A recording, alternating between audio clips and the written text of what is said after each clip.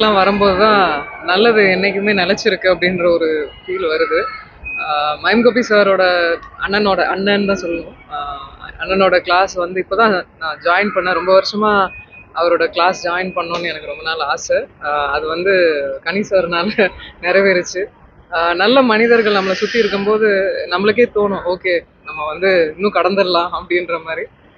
இந்த ஈவெண்ட் சொன்னாரு, இந்த மாதிரி இந்த ஒரு ஒரு ஒரு நல்ல காசுக்கான ஒரு ஒரு ஈவெண்ட்.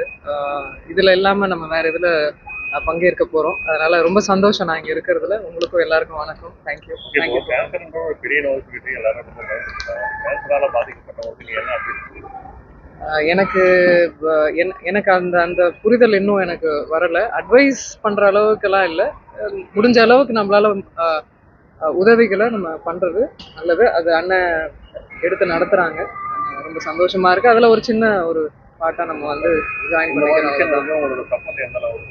கண்டிப்பா சப்போர்ட் பண்ணுவேன். என்னால முடிஞ்ச அளவுக்கு சப்போர்ட் பண்ணுவேன்.